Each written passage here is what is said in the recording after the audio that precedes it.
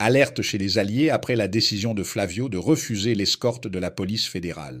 Et pourquoi les Alliés sont-ils inquiets? Parce que s'il arrive quelque chose à Flavio, qu'est-ce que Lula va dire? Le gouvernement lui a proposé une protection policière. Il n'en a pas voulu. Il a préféré rester avec cette autre police qui n'est pas aussi bien formée, pas aussi préparée pour escorter un candidat à la présidence. Elle n'a pas les mêmes ressources technologiques, ni le même équipement. La police fédérale, elle, dispose d'une sorte d'escadron spécialisé pour cela. Avec des voitures blindées, des armes de gros calibre, des gilets pare-balles et un entraînement spécifique pour la surveillance de ces personnes. Et là, Flavio Bolsonaro a dit « Non, je vais rester avec la police du Sénat ». Il politise l'histoire, tu vois, parce qu'il veut accuser le directeur général de la police fédérale d'être un sbire de Lula. Le directeur de la police fédérale n'a même pas le pouvoir d'interférer dans une enquête. Que dit Flavio? Il craint qu'un espion soit infiltré dans sa campagne. De quoi a-t-il peur? Prendre la voiture, discuter de tout et de rien avec quelqu'un à côté, raconter une de ses magouilles, et que le gars entende le garde du corps, car le conducteur de la voiture fait partie de l'équipe de sécurité. Et Flavio a peur de ce que ce gars va entendre. Autrement dit, qui a quelque chose à se reprocher a peur, n'est-ce pas? Mais enfin, beaucoup de gens disent, vraiment beaucoup de gens, même ici dans les commentaires, qu'il veut simuler. S'il fait ça, ce ne sera pas la première fois que ça arrive, n'est-ce pas? Dans le Mato Grosso do Sul, il y a eu un candidat au poste de député qui a simulé un attentat contre lui. Il était déjà député élu et allait se présenter à la réélection. Il a simulé un attentat contre lui-même. La police a découvert, le gars a été inculpé. Il va devoir répondre devant la justice, une sacrée histoire, mais enfin, il y a des gens. Je répète, même ici dans les commentaires du chat. Envoyez un super chat pour que je mette ça à l'écran ici, les amis, comme ça je le montre à tout le monde. Et puis, il y a cette opinion à ce sujet disant, il va inventer, je ne sais pas, un attentat, un coup de couteau, quelque chose comme ça pour gagner l'élection, et il est déjà en train de renoncer à la sécurité pour que ce genre de choses arrive, pour rester avec les gardes du corps en qui il a confiance, qui sont les agents de sécurité de la police du Sénat. Je ne sais pas, vous restez avec vos théories du complot, les gars, hein? Moi, je ne tombe pas là-dedans, je ne sais pas.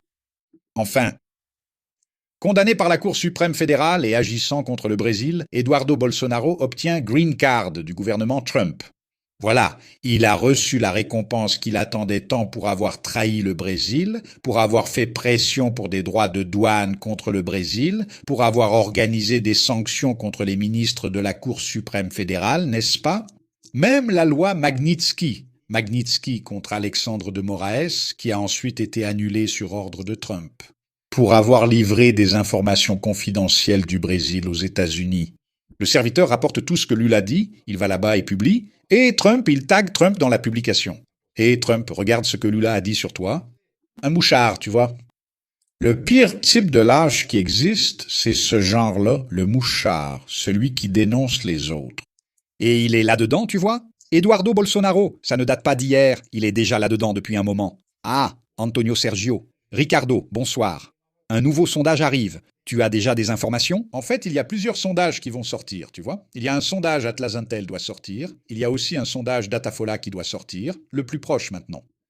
Et là, on va voir si cette tendance indiquée par le magazine Quest se confirme, tu vois, d'une prise de distance de Lula vis-à-vis de Wagner et Bolsonaro et de Menezes. Juste pour rappeler que la sécurité de Tarcísio a tué un jeune à Paraisópolis lors de la dernière élection et ça n'a en rien diminué ses voix. Oui, parce que cet électorat réactionnaire, il défend vraiment ça. Il défend, oui, qu'on assassine, qu'on tue, et il s'en fiche complètement. Cet électeur, il aime ça, il défend ça. Un bon bandit est un bandit mort, et tout ça.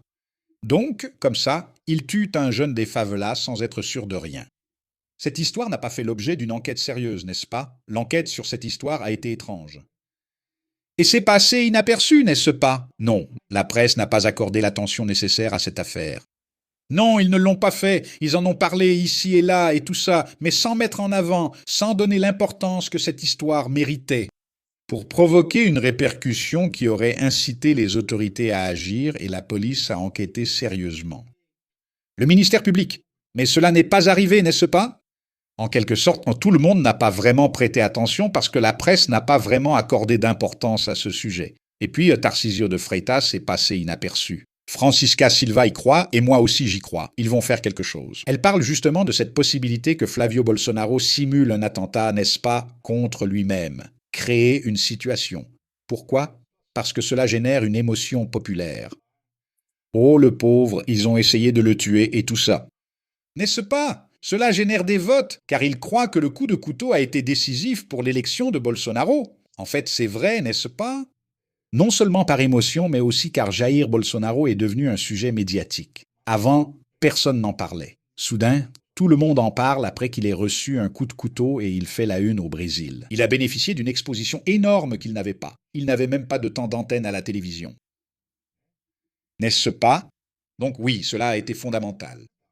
Et puis il y a aussi cette émotion. Il y a ces gens qui, le pauvre, etc. Il y a ça aussi, non? Tout cela se mélange dans ce cas de culture.